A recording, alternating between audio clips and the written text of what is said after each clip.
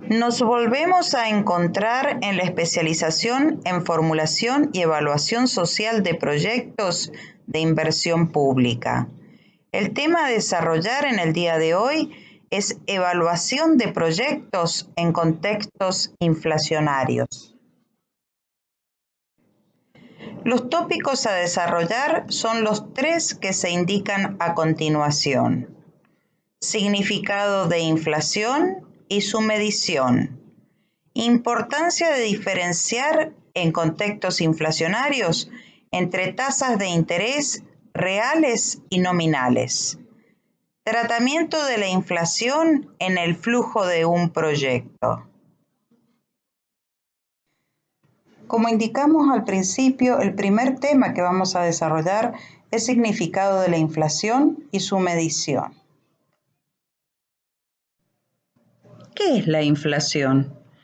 La inflación es el aumento sostenido y generalizado en el nivel de los precios. Hay distintas herramientas que nos permiten medirla, como por ejemplo la herramienta que se llama números índices.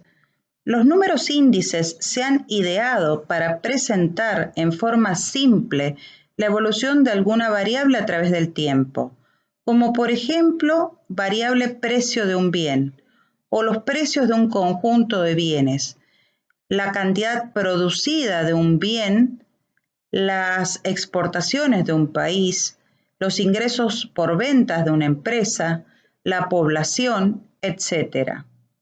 En el tema de inflación, los índices que nos interesan son los índices de precio, y estos se utilizan para reflejar la evolución de los precios de un grupo de bienes.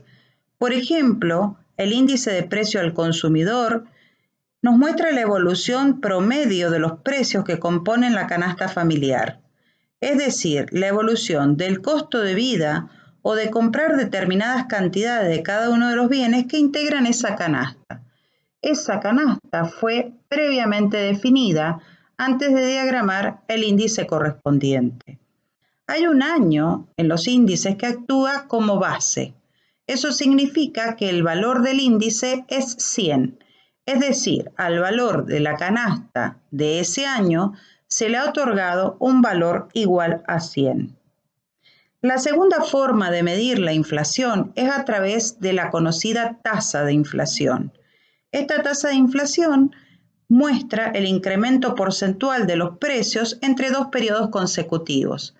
Por ejemplo, la tasa de inflación correspondiente al año 2016 muestra cómo han crecido los precios desde enero hasta diciembre del año 2016. Veamos a continuación la relación que existe entre las dos herramientas que nos permiten medir la inflación, es decir, entre índices de precios y tasas de inflación. Cuando uno trabaja con números índices, un aspecto muy importante es conocer cómo cambiarle la base a ese índice. Para poder mostrarlo, vamos a trabajar con la siguiente tabla. En la columna de la izquierda de la tabla se han consignado distintos momentos en el tiempo. Estos momentos van desde fines del 2008 a fines del 2011. En la segunda columna se ha incorporado el índice de precio con base 1997. Es decir, si ustedes se fijan, se ha puesto entre paréntesis 1997 igual a 100. Esto significa que al valor de la canasta correspondiente al año 1997 se le asigna un valor igual a 100. Esa misma canasta, que a fines de 1997 valía 100, a fines del 2008 valía 560, a fines del 2009 616 y así sucesivamente. Es decir, uno va viendo que como el valor del índice va aumentando, esto está significando que los precios han ido aumentando. Es posible trabajar con este índice o bien construir otro con una base diferente. Por ejemplo, se puede construir un índice cuya base es fines del año 2008. Este índice aparece en la tercera columna de la tabla. Para ello, se le asigna el valor de 100 al año 2008, por ser el elegido como base. y siguiendo el procedimiento de regla de 3 simple, se obtienen los valores restantes. La idea es que los valores mantienen una proporción. De esta manera, los resultados obtenidos en la tercera columna resultan proporcionales a los de la segunda columna. Por ejemplo, si al valor de 560 de fines del 2008 se lo reemplaza por 100, entonces al valor de 616 del fines del 2009 hay que asignarle un valor de 110. Ese valor de 110 resulta de despejar x en la ecuación que se ha construido y que resulta de multiplicar los 616 por 100 y dividirlos por los 560. Con este procedimiento se van transformando los valores cambiándoles de base. El significado de este índice es el siguiente. La canasta básica en diciembre del 2009 fue 10% más cara que en diciembre del 2008. La canasta en diciembre del 2010 fue 37.5% mayor que en diciembre del 2008, y así sucesivamente.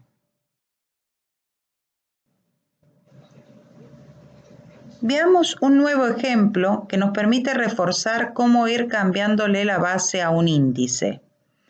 Si al valor de 560 de fines del 2008, correspondiente al índice de precio con base 1997, se le asigna 100 cuando el índice de precio tiene base 2008, al valor de 770 correspondiente a fines del 2010, hay que asignarle un valor de 137,5. Esto es así porque se aplica la regla de 3 simple. Es decir, si a 560 se le asigna 100, a 770 se le asigna x, donde x es igual a 770 por 100 dividido 560. Vamos a mostrar ahora cómo se calcula la tasa de inflación a partir de los índices de precios previamente definidos.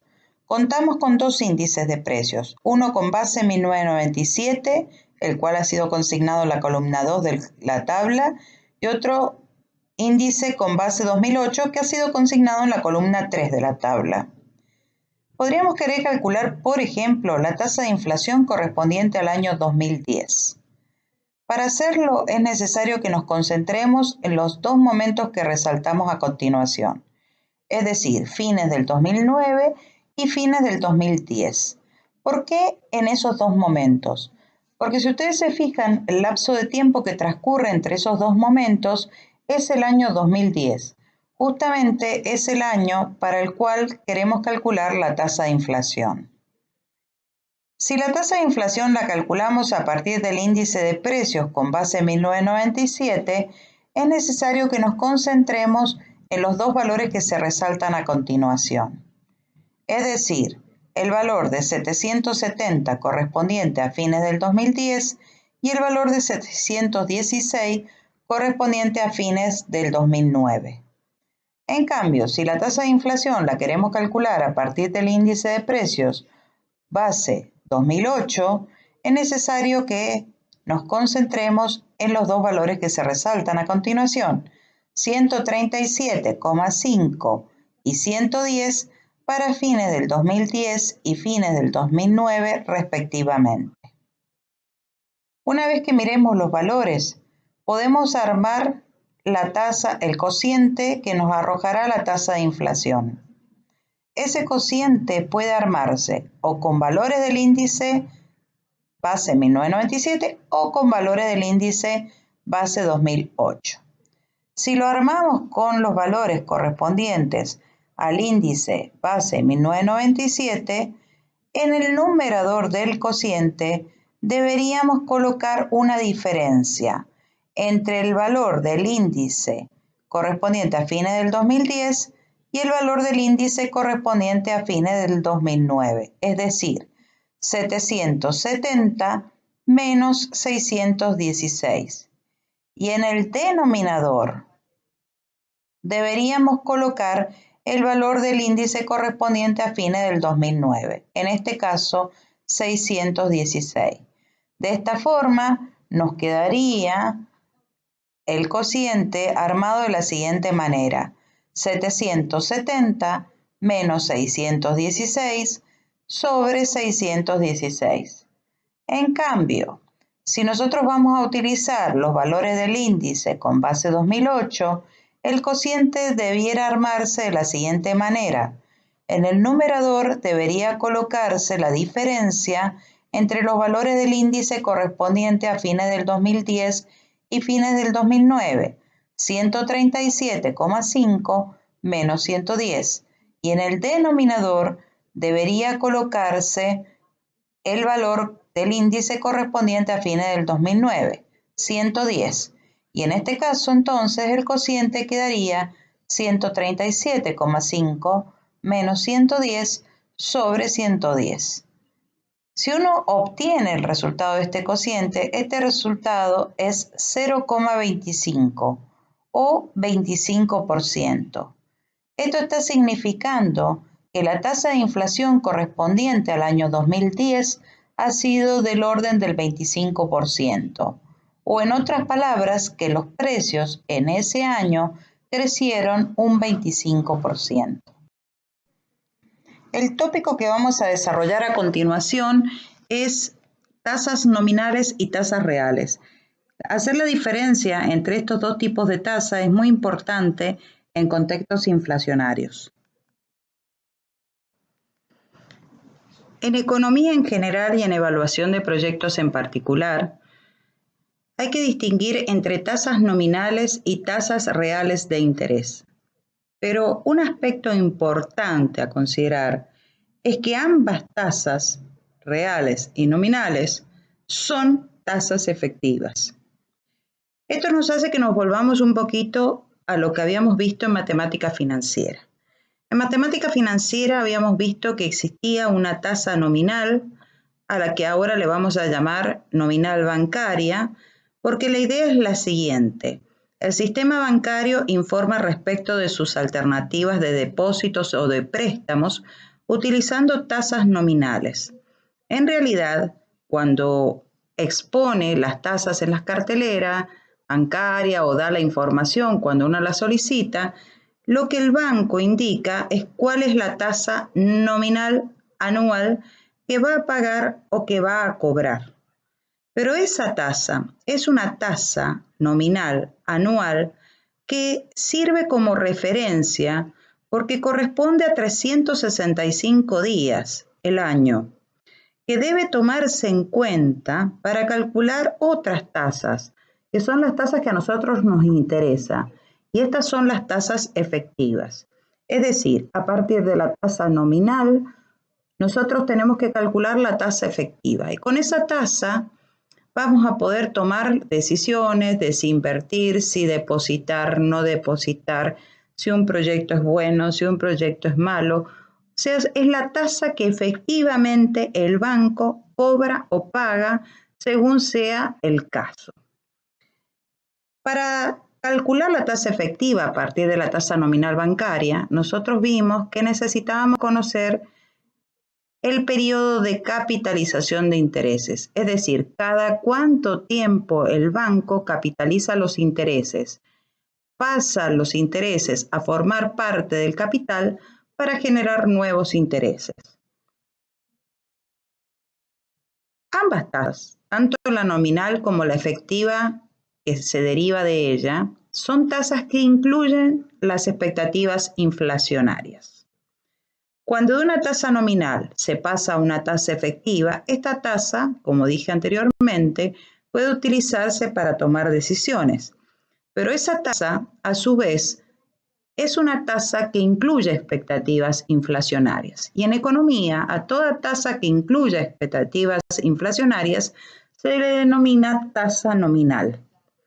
Cuando a una tasa nominal se le excluye la inflación o sea, se netea de la inflación, se obtiene lo que se llama la tasa real. Entonces, la diferencia que existe entre una tasa nominal efectiva y una tasa real efectiva es que la tasa nominal incluye las expectativas inflacionarias, mientras que la real es neta de inflación. De nuevo, en esta filmina estamos rescatando lo importante. Tanto las tasas de interés nominales como la tasa de interés reales son tasas efectivas. La primera, la nominal, a la que le vamos a llamar a partir de ahora RN, el N de nominal, incluye las expectativas inflacionarias, y la real, RR, es una tasa neta de inflación. La R del subíndice en este caso estaría indicando real. Veamos ahora la relación que existe entre tasas efectivas de interés, nominales y reales.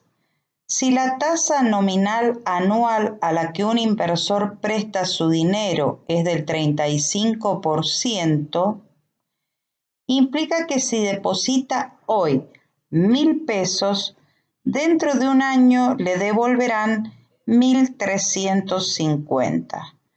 Vamos a utilizar BFN para referirnos al valor futuro en términos nominales.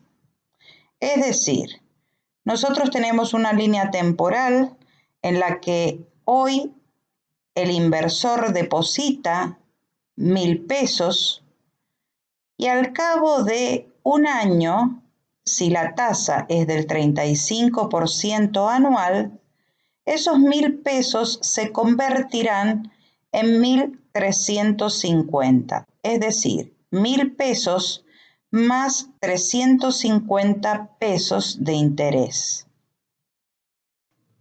Hemos determinado que si un inversor coloca 1.000 pesos hoy a la tasa nominal del 35% anual, al cabo de un año recibirá 1.350 pesos. Pero en contextos inflacionarios, este análisis no es suficiente. Hay que profundizarlo y plantearse qué ocurre, por ejemplo, si durante todo ese lapso de tiempo, durante ese año, la inflación ocurrida ha sido del orden del 20% anual. La tasa de inflación, a partir de ahora, la vamos a denominar con el símbolo pi y vamos a considerar por el momento que es del orden del 20% anual. Entonces, las preguntas que habría que hacer acá son del siguiente estilo. ¿Cuánto dinero recibe? Pero ya no en términos nominales, sino en términos reales, lo que se llama el valor futuro, pero no en términos nominales, sino el valor futuro real. Es decir, ¿cuál es el valor futuro que recibe, pero que ese valor tenga el mismo poder de compra que los 1.000 pesos que colocó hoy? O dicho de otra forma, ¿cuál es el poder adquisitivo de los 1.350 pesos? Si la tasa nominal anual es del orden del 35%, cuando un inversor deposita 1.000 pesos hoy, recibe al cabo de un año 1.350 pesos. Es decir, recibe los 1.000 pesos más el 35% de intereses calculados sobre esos 1.000 pesos. La pregunta que cabe hacerse ahora es ¿cuánto dinero recibe en términos reales? No en términos nominales. En términos nominales, ya sabemos, él recibe 1.350 pesos. Ese es el dinero que efectivamente entra en su bolsillo. Pero veamos ahora en términos reales. Él deposita 1.000 pesos hoy y esos 1.000 pesos al cabo de un año se convierten en 1.350 pesos. Pero cada uno de esos pesos no tiene el mismo poder adquisitivo que tenían cada uno de los pesos que componían los 1.000 iniciales, sino que ahora lo que tiene que hacer este inversor es tomar esos 1.350 pesos y deflactarlos. Deflactarlos quiere decir quitarles la inflación. ¿Cómo se quita la inflación? Y bueno, dado que entre el momento actual y el momento final ha transcurrido un año, nosotros necesitamos deducir la inflación de ese periodo. Si la tasa de inflación anual es del orden del 20%, para proceder a la deflación, lo que hay que hacer es tomar los 1.350 pesos y dividirlos por 1 más la tasa de inflación. De esta manera, esos 1.350 pesos se convierten en 1.125 pesos. Cada uno de esos 1.125 pesos tiene el mismo poder adquisitivo de los 1.000 que se depositaron. O sea, son comparables en términos de poder de compra. En la siguiente tabla se muestra las dos formas de presentar el flujo del préstamo del que hemos venido hablando. La primera de ellas es el flujo del préstamo en términos nominales. La segunda es presentar el flujo del préstamo, pero en términos reales. Veamos el flujo del préstamo en términos nominales. Este registra que el inversor deposita en el momento 0 1.000 pesos y que en el momento 1, a cambio de esos 1.000 pesos depositados, está recibiendo 1.350 pesos. Esos 1.000 pesos es dinero que efectivamente salieron de su bolsillo y esos 1.350 pesos es dinero que efectivamente va a ingresar a su bolsillo. El flujo del préstamo en términos reales manifiesta que el señor deposita 1.000 pesos en el momento 0, los cuales se transforman en 1.125 pesos en el momento 1. La característica que tiene este flujo es que los 1.125 tienen el mismo poder de compra que los 1.000, cosa que no ocurría en el flujo en términos nominales. O sea que la diferencia de los flujos es que el primero, al ser en términos nominales, incluye las expectativas inflacionarias y el segundo las excluye. A partir del primero de los flujos, se puede calcular lo que se llama la tasa efectiva nominal. Esta tasa se calcula a partir de la realización de un cociente. En el numerador de este cociente se coloca la diferencia entre el valor futuro nominal y el valor actual, y en el denominador se coloca el valor actual. Trasladémoslo a números, a esta fórmula o a este cociente. En el numerador se coloca la diferencia entre el valor futuro nominal, 1.350, y el valor actual, 1.000. Y en el denominador se colocan los 1.000. Por lo tanto, si uno hace las cuentas, en el numerador va a quedar la diferencia entre 1.350 y 1.350 y el denominador los 1.000. Por lo tanto, 350 dividido 1.000 arroja un resultado final de 0,35, es decir, 35%. En definitiva, la tasa de interés nominal es del orden del 35%. Vamos al flujo del préstamo en términos reales. A partir de ese flujo se puede calcular la tasa efectiva real. Esta tasa se calcula de forma similar a la tasa efectiva nominal. Si ustedes se fijan, las fórmulas son muy parecidas. La diferencia está en el numerador del cociente. Cuando calculamos una tasa efectiva nominal, usamos el valor futuro nominal. Cuando calculamos una tasa efectiva real, usamos el valor futuro real. Por lo tanto, si hacemos ahora de nuevo las diferencias y el cociente, vamos a usar en el numerador al valor futuro real menos el valor actual, es decir, 1125 menos 1000, y en el denominador el valor actual, es decir, 1000. Por lo tanto, si hacemos nuevamente las cuentas, nos va a quedar en el numerador 125, diferencia entre 1125 y 1000, y en el denominador 1000. Ese cociente arroja un resultado igual a 0,125, por lo tanto 12,5%. En definitiva, la tasa de interés real es del 12,5%. Hay una fórmula que relaciona estas dos tasas, y la fórmula es la que está encerrada en el recuadro rojo. Esta fórmula indica lo siguiente: la tasa de interés real se calcula a partir de un cociente. En el numerador se efectúa la diferencia entre la tasa de interés nominal y la tasa de inflación. Y en el denominador se hace la suma de 1 más la tasa de inflación. Vayamos a los números. En el numerador hacemos la diferencia entre la tasa de interés nominal, 0,35, y la tasa de inflación, 0,20. Y en el denominador a la tasa de inflación le sumamos 1, de manera de que nos queda 1,20. Si uno hace todo este procedimiento, llega al resultado final 0,125.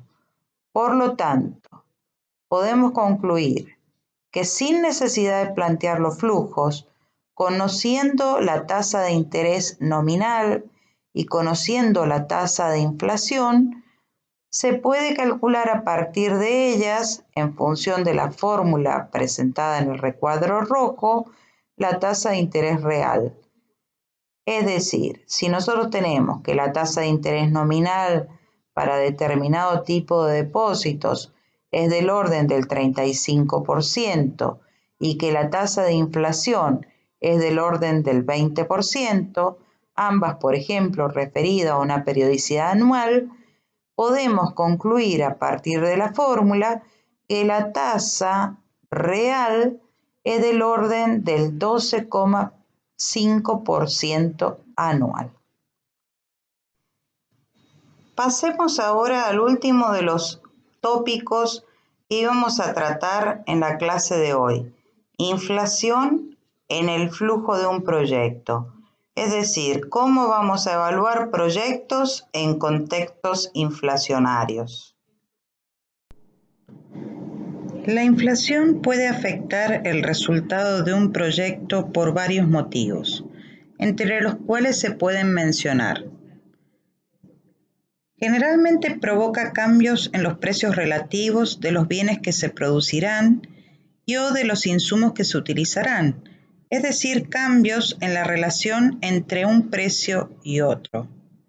Esto significa que en una situación inflacionaria, cada concepto del flujo y costo de un proyecto puede crecer a una tasa distinta de la de inflación.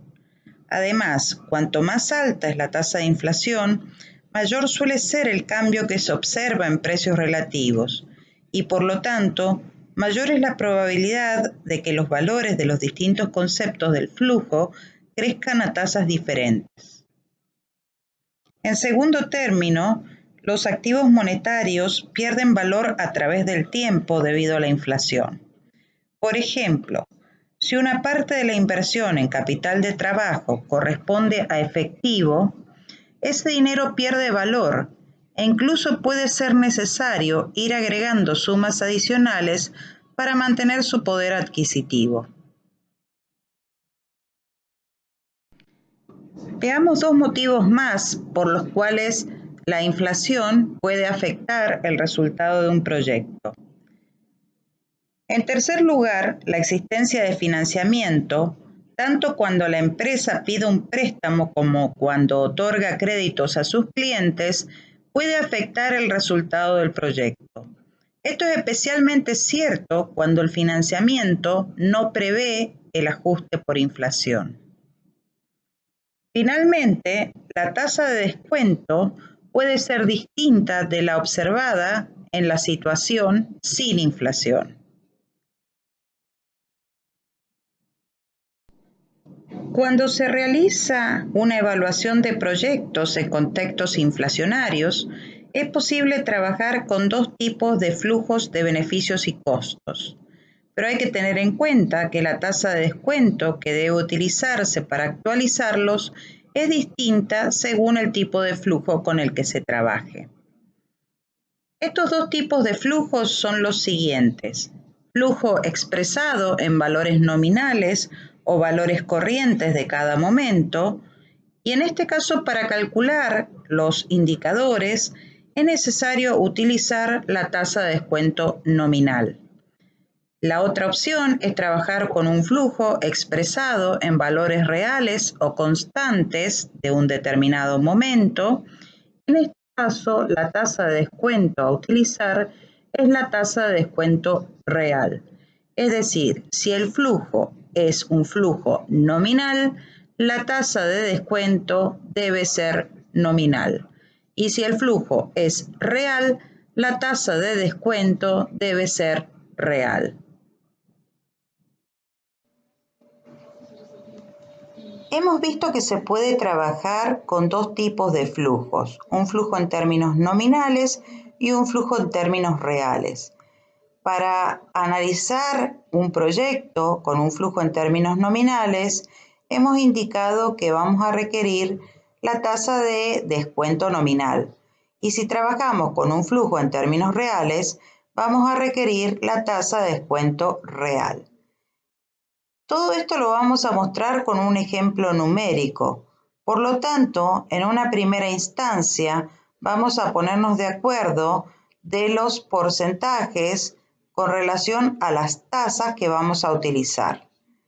Consideremos que la tasa de descuento nominal es del orden del 28,8% anual. En todo el lapso de tiempo que dura el proyecto que vamos a analizar, vamos a considerar que la tasa de inflación por año es del orden del 15%. Es decir, si nuestro proyecto dura 10 años, cada uno de esos años se estima que la inflación es del orden del 15%. Teniendo en cuenta esas dos tasas, podemos llegar a la conclusión de que la tasa de descuento real es del 12% anual. ¿Cómo llegamos a la conclusión de que esto es así? En realidad nos basamos en la fórmula que vimos recientemente que relacionaba las tasas. Habíamos dicho que la tasa de descuento real era igual a un cociente, donde en el numerador colocábamos la tasa de descuento nominal menos la tasa de inflación, y en el denominador colocábamos la suma entre 1 y la tasa de inflación. Reemplazando todo esto por los números que estamos exponiendo, nos queda el 12% anual. Es decir, en el numerador del cociente pondríamos 0,288, que es la tasa de descuento nominal, menos 0,15, que es la tasa de inflación, y en el denominador colocaríamos 1 más la tasa de inflación, lo que arroja como resultado 1,15. Si hacemos las cuentas, el resultado final nos arroja 0,12 o 12% anual. Se presenta a continuación un flujo de un proyecto en términos corrientes. Este flujo es un flujo que está expresado en valores nominales o corrientes de cada momento. Para calcular los indicadores de rentabilidad, se debe utilizar la tasa de descuento nominal. Este flujo es un flujo muy simplificado. Se han resumido los conceptos en ingresos, costos e inversión. y lo que está mostrando en cada uno de los momentos es el dinero que efectivamente sale o que efectivamente ingresa atribuible a cada uno de estos conceptos. Por ejemplo, con relación al rubro ingresos, se está considerando que en el momento 1 este proyecto generará un ingreso de 138.000 pesos. En el momento 2 de 158.700 y en el momento 3 de 182.505. Estos valores son valores que efectivamente ingresarán al bolsillo del empresario. Cuando uno hace la suma algebraica de los valores, obtiene la línea de abajo, que está escrita en color rojo. Este es el flujo completo. Este flujo nos muestra que hay una erogación inicial de 175.000 pesos y luego tenemos todos beneficios netos positivos en los momentos 1, 2 y 3.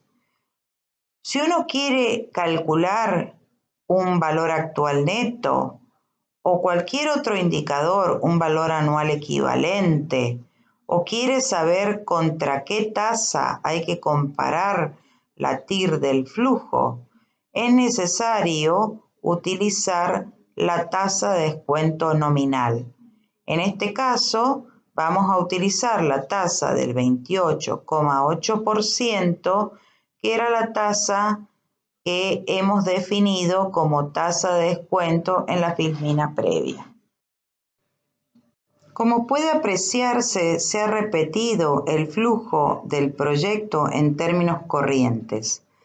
Dado que se está trabajando con este tipo de flujo, es decir, un flujo expresado en términos nominales, para calcular el valor actual neto, se utiliza la tasa de descuento nominal, en este caso del orden del 28,8%. Al aplicar esta tasa, el VAN resultante es positivo, igual a 34.958,09 pesos. El VAN queda expresado al utilizar la tasa de descuento nominal en el momento 0 y en pesos del momento 0. Por otro lado, a partir de este flujo, se puede calcular la tasa interna de retorno. Esta tasa interna de retorno va a ser una tasa interna de retorno nominal, en este caso asciende a 38,59% anual, y es una TIR nominal porque se calcula a partir del flujo nominal. Cuando la TIR se calcula a partir del flujo nominal, es necesario que la comparemos con la tasa de descuento nominal. En este caso, dado que la TIR es mayor que la tasa de descuento nominal, el proyecto resulta ser conveniente. A partir de un flujo de un proyecto en términos corrientes, puede derivarse el flujo en términos reales de ese mismo proyecto, es decir, un flujo en moneda de determinado momento. Podríamos, por ejemplo, elegir la moneda del momento 0. Cuando uno procede a transformar los valores del flujo corriente en un flujo en términos reales en moneda del momento 0, lo que está haciendo es deflactar aquellos valores que estén en un momento distinto del momento elegido como base. En nuestro caso, el momento elegido como base es el momento 0. Tal como se ha indicado, a partir del flujo del proyecto en valores corrientes, es posible obtener el flujo del proyecto en términos reales o a valores constantes de determinado momento. En el caso que presentamos, transformaremos los valores del flujo corriente en valores constantes del momento cero. Es decir, el momento que se ha elegido como base para expresar el flujo real es el momento cero. Veamos cómo transformar los valores. Por ejemplo, consideremos los 138.000 pesos correspondiente a los ingresos que se encuentran ubicados en el momento 1 del flujo corriente. Esos 138.000 pesos se encuentran en el momento 1 y están expresados en moneda del momento 1. Como estamos obteniendo el flujo real en moneda del momento 0, es necesario deflactar ese monto. Es decir, es necesario efectuar el cociente entre los 138.000 pesos y 1 más la tasa de inflación. Como en este caso, la tasa de inflación es del orden del 15% anual, en el denominador del cociente vamos a tener que colocar 1,15, es decir, 1 más la tasa de inflación del 15%. De esta forma se obtiene el resultado. En este caso, el resultado es 120.000 pesos, que debe ser incluido en el flujo real. Es decir, en el rubro ingresos del flujo real se debe colocar 120.000 pesos en el momento 1. En efecto, 120.000 pesos son los ingresos que se obtienen en el momento 1, pero que se encuentran expresados en moneda del momento 0. Consideremos los 158.700 pesos correspondiente a los ingresos que se encuentran ubicados en el momento 2 del flujo corriente. Esos 158.700 pesos se encuentran en el momento 2 y están expresados en moneda del momento 2. Como estamos obteniendo el flujo real en moneda del momento 0, es necesario deflactar ese monto. En este caso, hay que proceder a dividir los 158.700 pesos por 1 más la tasa de inflación al cuadrado. Es decir, el resultado va a ser igual a 158.700 pesos dividido por 1,15 al cuadrado. En este caso, el valor obtenido es igual a 120.000 pesos, que debe ser incluido en el flujo real en el momento 2 y en la línea de ingresos. Similar a lo que previamente se indicó, los 120.000 pesos son los ingresos del momento 2, pero que se encuentran expresados en moneda del momento 0. Tomemos ahora el valor residual correspondiente al rubro inversión. Este valor asciende a 243.340 pesos y está ubicado en el momento 3 del flujo en términos corrientes. Ese dinero se encuentra en el momento 3 y en moneda del momento 3.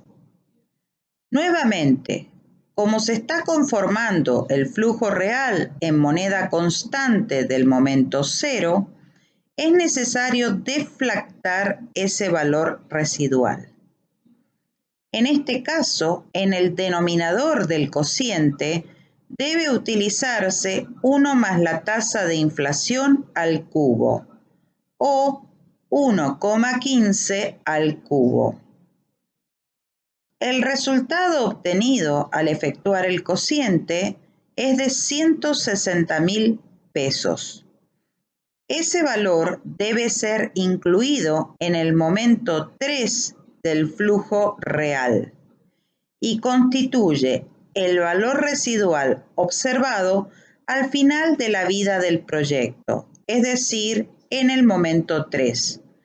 Esos 160.000 pesos del momento 3 ahora quedan expresados en moneda del momento 0.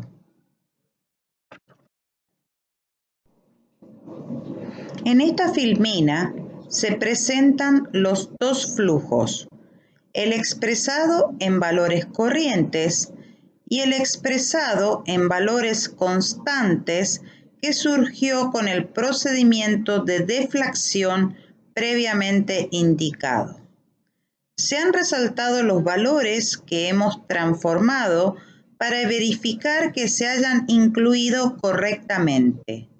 El resto de los valores se transformaron siguiendo el mismo mecanismo.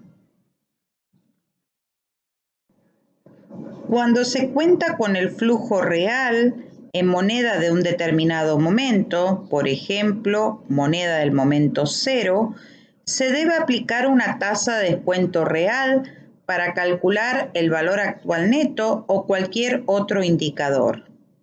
En este caso, la tasa de descuento real que previamente se calculó resultó del orden del 12% anual. En esta filmina se presenta el flujo real del proyecto en moneda del momento 0. Tal como se indicó, para calcular el valor actual neto, es necesario usar la tasa de descuento real. En el marco del ejemplo, esta tasa es del orden del 12% anual. Cuando se aplica esa tasa, el VAN resulta positivo e igual a 34.958,09 pesos. Como el VAN es positivo, se concluye que el proyecto es conveniente. Al calcular la tasa interna de retorno a partir del flujo real, se obtiene una TIR real. Para determinar si el proyecto es conveniente, es necesario comparar esa TIR real con una tasa de descuento real. En este caso, la TIR real resulta mayor que la tasa de descuento real, por lo tanto, se concluye que el proyecto es conveniente. El VAN calculado está expresado en el momento 0 y en moneda del momento 0. Como puede apreciarse, este VAN es idéntico al determinado a partir del flujo corriente. Esto es así porque al aplicar la tasa de descuento nominal sobre el flujo corriente, el resultado queda calculado en el momento 0 y en pesos del momento 0. Lo mismo ocurre al calcular el VAN a partir del flujo real en moneda del momento 0. Espero haberles sido útil con esta presentación. Les dejo alguna bibliografía que pueden consultar para poder profundizar esta temática.